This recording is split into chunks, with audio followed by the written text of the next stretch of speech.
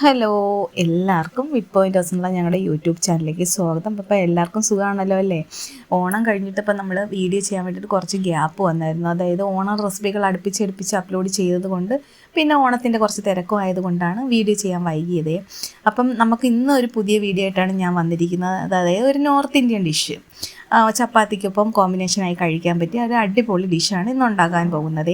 അപ്പം നമുക്ക് വീഡിയോയിലോട്ട് പോകുന്നതിന് മുൻപ് ഒരു കാര്യം കൂടെ പറഞ്ഞോട്ടെ. ഞാൻ എപ്പോഴും പറയും പോലെ തന്നെ ഈ വീഡിയോ കാണുന്ന എല്ലാവരും ഞങ്ങളുടെ മിഡ് പോയിൻ്റ് ഹൗസ് എന്നുള്ള യൂട്യൂബ് ചാനൽ സബ്സ്ക്രൈബ് ചെയ്യാത്തവരാണെങ്കിൽ ദയവായി ഒന്ന് സബ്സ്ക്രൈബ് ചെയ്തേക്കണേ. അതുപോലെ തൊട്ടടുത്തുള്ള ബെല്ലൈക്കൻ എനേബിൾ ചെയ്ത് കഴിഞ്ഞാൽ നമ്മൾ വീണ്ടും വീഡിയോ അപ്ലോഡ് ചെയ്യുമ്പോൾ നിങ്ങൾക്ക് നോട്ടിഫിക്കേഷൻ കിട്ടുന്നതായിരിക്കും. വീഡിയോ മുഴുവനായും കാണാനും കൂടെ ശ്രമിക്കണം കേട്ടോ. ഈ നോർത്ത് ഇന്ത്യൻ ഡിഷ് ഉണ്ടാക്കാൻ വേണ്ടിയിട്ട് മെയിനായിട്ട് വേണ്ടത് സവോളയാണ്. അതിനായിട്ട് ഞാനിവിടെ 3 സവോള എടുത്തിട്ടുണ്ട്.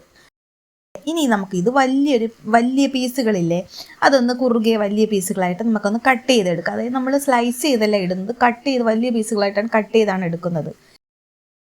കണ്ടില്ലേതാ ഈ രീതിയിൽ. ഇനി ഇതങ്ങോട്ട് മാറ്റി വെച്ചതിന് ശേഷം നമുക്ക് വേണ്ട ഒരു പകുതി സവാള ഞാൻ എടുക്കുന്നത് ചെറുതായിട്ടൊന്ന് കുനുകുനാൻ ചോപ്പ് ചെയ്താണ് എടുക്കുന്നത്. അത് നമുക്ക് കണ്ടില്ലേ ഈ രീതിയിൽ.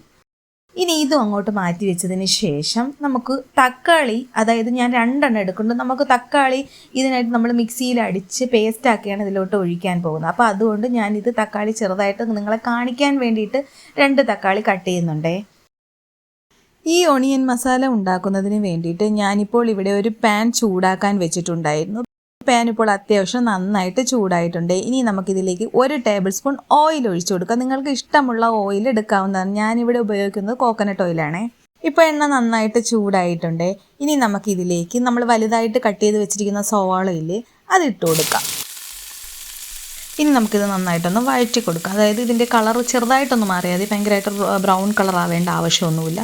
ചെറുതായിട്ടൊന്ന് കളർ മാറി ഈ ഉള്ളിയൊക്കെ ഒന്ന് ചെറുതായിട്ടൊന്ന് വിട്ട് വരൂലേ, ആ ഒരു സ്റ്റേജ് ആവുന്ന സമയത്ത് നമുക്കിത് കോരി മാറ്റാമേ. കണ്ടില്ലേ, ഉള്ളിയെല്ലാം സെപ്പറേറ്റ് വിട്ട് മാറി വന്നിട്ടുണ്ട്. ഇനി നമുക്കിത് എണ്ണയിൽ നിന്നും കോരി മാറ്റാം. അടുത്ത ഇതേ പാനിൽ തന്നെ നമ്മൾ 2 ടേബിൾ സ്പൂൺ വെളിച്ചെണ്ണ കൂടെ ഒഴിച്ചു കൊടുക്കുകയാണ്. ഇനി ഈ ചൂടായ എണ്ണയിലേക്ക് 1/2 ടീസ്പൂൺ ചെറിയ ജീരകം ഇട്ട് കൊടുക്കാം. ജീരകമെല്ലാം നന്നായിട്ട് പൊട്ടി റോസ്റ്റായിട്ട് വന്നിട്ടുണ്ട്. ഇനി നമുക്കിതിലേക്ക് നമ്മൾ ചെറുതായിട്ട് അരിഞ്ഞു വെച്ചിരിക്കുന്ന സവാളയില്ലേ, അതിലേക്ക് ഇട്ട് കൊടുക്കാം. ഇനി നന്നായി ഒന്ന് വഴറ്റി കൊടുക്കാം. ഉള്ളി മൂത്ത് വരുന്ന സമയം കൊണ്ട് നമുക്ക് കട്ട് ചെയ്ത് വെച്ചിരിക്കുന്ന തക്കാളി മിക്സിയുടെ ചെറിയ ജാറിലേക്ക് ഇട്ട് നന്നായിട്ട് അടിച്ച് പേസ്റ്റാക്കി എടുക്കാം. കണ്ടില്ലേ, ഞാൻ തക്കാളി നന്നായിട്ട് അടിച്ച് പേസ്റ്റാക്കി എടുത്തിട്ടുണ്ട്. ഇനി നമുക്കിതങ്ങോട്ട് മാറ്റി വയ്ക്കാം. നോക്കൂ, ഉള്ളിയെല്ലാം നന്നായി മൂത്ത് കളറെല്ലാം മാറി വന്നിട്ടുണ്ട്. ഇനി നമുക്കിതിലേക്ക് അടിച്ചു വെച്ചിരിക്കുന്ന തക്കാളി പേസ്റ്റ് ഒഴിച്ചു കൊടുക്കാം. അതോടൊപ്പം തന്നെ 1 ടീസ്പൂൺ ഇഞ്ചി വെളുത്തുള്ളി പേസ്റ്റ് കൂടി ഇട്ട് കൊടുക്കാം. ഇനി നന്നായിട്ടൊന്ന് വഴറ്റി കൊടുക്കാം. കണ്ടില്ലേ, ഇപ്പോൾ ഇത് നന്നായിട്ട് തിളച്ച് ടൊമാറ്റോയിൽ നിന്നുള്ള വെള്ളമെല്ലാം വറ്റി വന്നിട്ടുണ്ട്. ഇനി നമുക്കിതിലേക്ക് 1 ടീസ്പൂൺ മുളക് പൊടി ഇട്ട് കൊടുക്കാം. അതുപോലെ തന്നെ 1 ടീസ്പൂൺ മല്ലിപ്പൊടി, 1/2 ടീസ്പൂൺ മഞ്ഞൾപ്പൊടി. ഈ പൊടികൾ ചേർത്തതിന് ശേഷം നമുക്കിതിൻ്റെ പച്ചമണം മാറുന്നതുവരെ വീണ്ടും നന്നായിട്ടൊന്ന് വഴറ്റി കൊടുക്കാം. നോക്കൂ, ഇപ്പം ഈ പൊടികളുടെ പച്ചമണമെല്ലാം മാറി ഇതിൽ നിന്നും എണ്ണ നന്നായിട്ട് തെളിഞ്ഞു വരുന്നത് നിങ്ങൾ കാണുന്നില്ലേ? ഈ ഒരു അവസരത്തിൽ നമുക്കിതിലേക്ക് ഗരം മസാല ഇട്ട് കൊടുക്കാമേ, 1/2 ടീസ്പൂൺ. ഉപ്പ് നമ്മൾ ഇതുവരെ ചേർത്തിട്ടില്ലായിരുന്നു. അപ്പോൾ നമുക്കിതിലേക്ക് ആവശ്യത്തിനുള്ള ഉപ്പ് കൂടി ഇട്ട് കൊടുക്കാം. ഉപ്പിൻ്റെ കണക്ക് ഞാനിവിടെ പറയാതിരുന്നത്, നമ്മൾ എടുക്കുന്ന തൈരില്ലേ അതിന് പല പുളിയായിരിക്കും. ഇപ്പം ഞാൻ എടുത്ത തൈരിന് വലിയ പുളിപ്പില്ലായിരുന്നു, അതുകൊണ്ടാണ് ഞാൻ ഈ കണക്കിനുള്ള ഉപ്പിട്ട് കൊടുക്കുന്നത്. അപ്പം നിങ്ങൾ എടുക്കുന്ന തൈര് ഏതാണോ അതിനനുസരിച്ച് വേണം ഇതിലേക്ക് ഉപ്പ് ചേർത്ത് കൊടുക്കാൻ. ഇനി നമ്മൾ ഇതിലേക്ക് ചേർത്ത് കൊടുക്കാൻ പോകുന്ന തൈരാണ്. അപ്പം നമുക്കിതിലേക്ക് 3 ടേബിൾ സ്പൂൺ തൈര് കൂടെ ഇട്ട് കൊടുക്കാം. ഇനി ഇതെല്ലാം കൂടി നന്നായിട്ട് വീണ്ടും ഒന്ന് മിക്സ് ചെയ്ത് കൊടുക്കാമേ. കണ്ടില്ലേ, ഇതിപ്പോൾ അത്യാവശ്യം തിളയ്ക്കാൻ തുടങ്ങിയിട്ടുണ്ട്. അതുപോലെ പ്രത്യേകം ശ്രദ്ധിക്കേണ്ട കാര്യം, നമ്മൾ തീ ലോ ഫ്ലെയിമിൽ വെച്ച് വേണം ഇതെല്ലാം ചെയ്യാൻ. ഇങ്ങനെ തിളയ്ക്കാൻ തുടങ്ങുന്ന സമയത്ത് നമ്മൾ നേരത്തെ എണ്ണയിൽ വഴറ്റി മാറ്റി വെച്ചില്ലേ, ആ സവാള നമുക്കിതിലേക്ക് ഇട്ട് കൊടുക്കാം. ഇനി സവാളയും മസാലയും എല്ലാം മിക്സ് ആകുന്നവരെ വീണ്ടും നന്നായിട്ടൊന്ന് ഇളക്കി കൊടുക്കണം. കണ്ടില്ലേ, ഇതുപോലെ വേണം മിക്സ് ചെയ്യാൻ. ഇനി നമുക്കിതിലേക്ക് 1/2 കപ്പ് നോർമൽ വാട്ടർ കൂടി ഒഴിച്ചു കൊടുക്കാം. അതായത് ഈ സവാള ഒന്ന് വേവണ്ടേ, അതിന് വേണ്ടിയിട്ട്. അതിനുശേഷം അടച്ചു വെച്ച് ഒരു 6-8 മിനിറ്റ് നമുക്കിതൊന്ന് കുക്ക് ചെയ്തെടുക്കാമേ. ഇപ്പോൾ ഇത് ഏകദേശം 8 മിനിറ്റോളം ആയിട്ടുണ്ട്.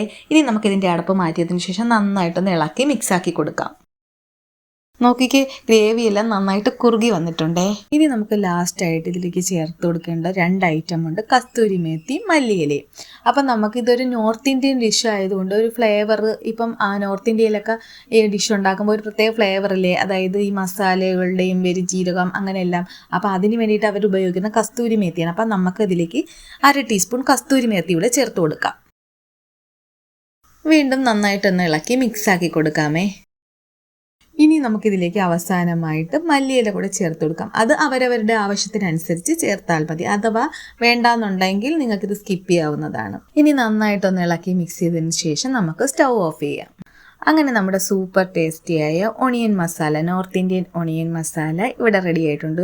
ചപ്പാത്തിക്കും പൂരിക്കും ഒപ്പം ബെസ്റ്റ് കോമ്പിനേഷനാണ് ഈ ഒരു ഒണിയൻ മസാല. അപ്പോൾ എല്ലാവരും മസ്റ്റായിട്ടും ട്രൈ ചെയ്ത് നോക്കണം കേട്ടോ. നമ്മളിപ്പം എല്ലായ്പ്പോഴും നാടൻ പലഹാരവും നാടൻ കറികളും ഉണ്ടാക്കണ കൂട്ടത്തിൽ വല്ലപ്പോഴും ഒരു ചേഞ്ചിന് വേണ്ടിയിട്ട് ഇങ്ങനെ ഒരു ഡിഷും കൂടെ ഒന്ന് പരീക്ഷിച്ച് നോക്കണം, നോർത്ത് ഇന്ത്യൻ ഡിഷുകളൊക്കെ കേട്ടോ. വീഡിയോ ഇഷ്ടമായാൽ ലൈക്ക് ചെയ്യുക, ഷെയർ ചെയ്യുക, സബ്സ്ക്രൈബ് ചെയ്യുക. വീണ്ടും അടുത്തൊരു വീഡിയോയുമായി വളരെ പെട്ടെന്ന് തന്നെ കാണാം. Thanks for watching.